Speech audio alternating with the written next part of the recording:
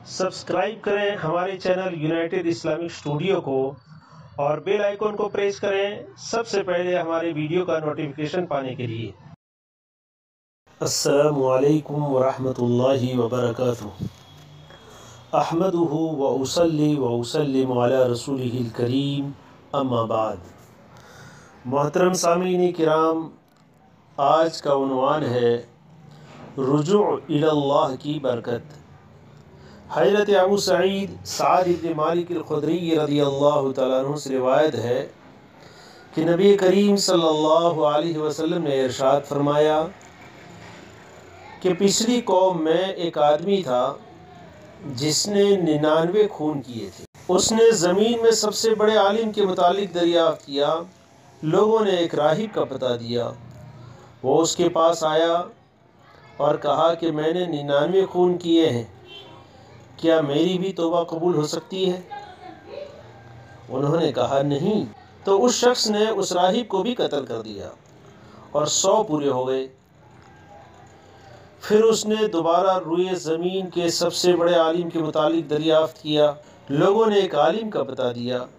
वो गया और कहा कि मैंने 100 आदमी कत्ल किए हैं, क्या मेरी बख्शिश हो सकती है? मेरी तौबा कबूल हो सकती है? मेरी मग़फ़िरत हो सकती है? कहा हाँ। कौन सी चीज़ है जो तुम्हारे और तुम्हारी तौबा के दरमियान में हाइल है? बिल्कुल तुम्हारी तौबा कबूल हो सकती है। तुम फ़लाँ ज़मीन की तरफ या फ़लाँ शहर की तरफ चले जाओ, वहाँ कुछ लोग अल्लाह की इबादत करते हैं, तुम भी इनके साथ अल्लाह की इबादत करो। और फिर इस ज़मीन की तरफ यानी इस शहर की तरफ कभी कस्द न करना, क्योंकि ये जगह तुम्हारे लिए बुरी हो गई है। वो रवाना हुआ। आधा रास्ता तय कर लिया कि मौत का पैगाम आया। रहमत के फरिश्ते और अजाब के फरिश्ते झगड़ने लगे। रहमत के फरिश्ते कहने लगे कि ये ताइब होकर अपने दिल को खुदा की तरफ मुतवज्जे करते हुए आया है। अजाब के फरिश्ते कहने लगे उसने कभी कोई नेक अमल नहीं किया। उसी वक्त एक फरिश्ता इंसान की शक्ल में आता है। तो वो जो फरिश्ते झगड़ रहे थे, रहमत के और अजाब के फरिश्ते, उन्होंने इस आने वाले शख्स को अपने दरमियान में फैसला करने वाला मुकर्रर किया। उसने कहा उस फरिश्ते ने कि दोनों ज़मीनों को नापो, कौन सी ज़मीन इसके करीब है। उन्होंने नापा तो उस ज़मीन को ज़्यादा करीब पाया जिसकी तरफ वो जा रहा था। तो रहमत के फरिश्ते ने रूह कब्ज़ की। इसको बुखारी शरीफ और मुस्लिम शरीफ ने रिवायत किया है। एक सही रिवायत में है कि इस नेक बस्ती के करीब एक बारिश्त से ज़्यादा था, तो उसके रहने वालों में शुमार किया गया, यानी नेकों में शुमार कर दिया गया। एक और सही रिवायत में है कि अल्लाह ताला ने उस ज़मीन को हुक्म दिया कि दूर हो जा, यानी जिस बस्ती से आ रहा था उस ज़मीन को हुक्म दिया कि दूर हो जा, और उस ज़मीन को यानी जिसकी तरफ जा रहा था उसको हुक्म दिया कि करीब हो जा, और कहा कि अब दोनों ज़मीनों नापो। जब नापा गया तो उस ज़मीन को यानी जिस तरफ वो जा रहा था एक बारिश्त करीब पाया तो उसको बख्श दिया गया। एक और रिवायत में है कि उस आदमी ने अपने आप को घसीट कर उस ज़मीन के करीब कर दिया जिधर वो जा रहा था। मुख्तलिफ रिवायात में मुख्तलिफ अल्फाज के साथ ये किस्सा आया है। मज़कूरा बाला हदीस में रसूलुल्लाह सल्लल्लाहु अलैहि वसल्लम ने पिछले ज़माने के लोगों में से एक ऐसे शख्स का वाक़या बयान किया है जिसने 99 कत्ल किए। उसके बाद उसके दिल में अल्लाह का डर पैदा हुआ और इसके नतीजे में रुजू इलल्लाह का इरादा हुआ। तो उसने लोगों से दरियाफ़्त किया कि किसी बड़े आलिम का पता बताओ ताकि वहाँ जाकर मैं तौबा करूँ। तो लोगों ने एक शख्स का पता बताया जो बड़ा इबादत गुजार और परहेज़गार था, लेकिन वो तो राहिब था, इबादत करता था, मगर शरीयत के इल्म से और शरई हक़ाइक़ से वाकिफ़ नहीं था। जब उस कातिल ने वहाँ पहुँचकर अपनी बात रखी और तौबा के मुतालिक पूछा, तो इस इबादत गुजार राहिब ने समझा कि 99 कत्ल करना ये तो बहुत बड़ी बात है, पर इतने बड़े गुनहगार की बख्शिश मुमकिन नहीं है। اس لیے اس نے جواب دیا کہ تیری توبہ قبول نہیں ہو سکتی۔ یہ سن کر وہ گنہگار شخص آپے سے باہر ہو گیا اور غصے کے مارے اس راہب کو بھی قتل کر دیا۔ اب تو 100 کا عدد پورا ہو چکا تھا، لیکن اس اللہ کے بندے کے دل میں اب بھی پھانس کی سی کھٹک تھی جو اس کو بے چین کیے ہوئے تھی۔ اس لیے پھر سے اس نے کسی ایسے شخص کے بارے میں دریافت کیا جہاں جا کر وہ اپنے گناہوں کی توبہ کرے۔ لوگوں نے ایک بڑے عالم کا پتہ دیا۔ اس کے دل میں سچی طلب اور جستجو تھی۔ اللہ نے اس کی مغفرت و بخشش کا سامان کر دیا۔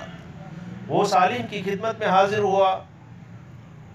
اس عالم نے اسے ہمت دلائی اور کہا کہ بے شک تمہاری توبہ قبول ہو سکتی ہے، اور کوئی ایسی بات نہیں جو تمہارے اور توبہ کے درمیان میں حائل ہو سکے، البتہ اتنا ہے کہ تم یہاں سے ہجرت کر کے فلاں شہر کی طرف چلے جاؤ۔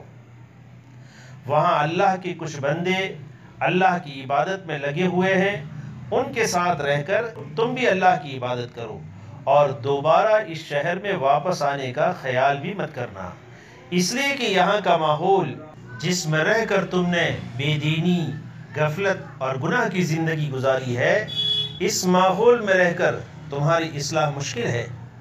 مقام کی تبدیلی، جسے شرعی اصطلاح میں ہجرت کہتے ہیں، یہ اچھے ماحول، اچھے اعمال اور اچھی زندگی کے لیے مددگار ثابت ہوتی ہے۔ ہجرت کی مصلحت بھی یہی ہے، اور دعوت اور تبلیغ کی محنت میں خروج سے بھی یہی مقصود ہے۔ اسی طرح توبہ کی قبولیت اور اثر کے لیے زبانی توبہ اور استغفار کے ساتھ ساتھ عملی حرکت، کچھ ایثار و قربانی اور کوشش بھی یکسر مفید ہے۔ وہ شخص اس عالم کی بات سن کر ہمت کرتا ہے اور ہمت کر کے دوسرے شہر کا رخ کرتا ہے، تو ہوتا یہ ہے کہ ابھی آدھا سفر طے ہوتا ہے اور موت کا پیغام آ جاتا ہے، اور رحمت کے فرشتے اور عذاب کے فرشتے، دونوں قسم کے فرشتے آ جاتے ہیں۔ رحمت کے فرشتے چاہتے ہیں کہ وہ روح قبض کریں، اور عذاب کے فرشتے چاہتے ہیں کہ وہ روح قبض کریں۔ رحمت کے فرشتے کہتے ہیں وہ تائب ہو کر اللہ کی طرف رجوع کرتے ہوئے نکلا ہے۔ عذاب کے فرشتے کہتے ہیں اس نے کبھی کوئی نیک کام زندگی میں کیا ہی نہیں۔ تو اللہ تعالیٰ شانہ بطور فیصل کے ایک تیسرے فرشتے کو بھیجتے ہیں۔ وہ انسانی شکل میں آتا ہے، ماجرا پوچھتا ہے، اور دونوں طرف کے فرشتے اسے بطور فیصل کے تسلیم کر لیتے ہیں۔ فیصلے میں دونوں طرف کی زمینوں کی پیمائش کرنا طے ہوتا ہے، ناپا جائے کہ کون سے شہر سے یہ زیادہ قریب ہے، تو ناپنے پر اس شہر سے قریب ہوتا ہے جس طرف ہجرت کر کے وہ جا رہا تھا۔ تو پھر رحمت کے فرشتوں نے اس کی روح قبض کی۔ اس حدیث پاک میں دلیل ہے اس بات پر کہ قاتل کی توبہ بھی قبول ہو سکتی ہے۔ چنانچہ اللہ تعالیٰ قرآن کریم میں ارشاد فرماتے ہیں ان اللہ لا یغفر ان یشرک بہ ویغفر ما دون ذلک لمن یشاء، یقیناً اللہ تعالیٰ اپنے ساتھ شریک کیے جانے کو نہیں بخشتا، لیکن اس کے علاوہ جس کسی کو چاہے بخش دیتا ہے۔ سورہ نساء آیت نمبر 48۔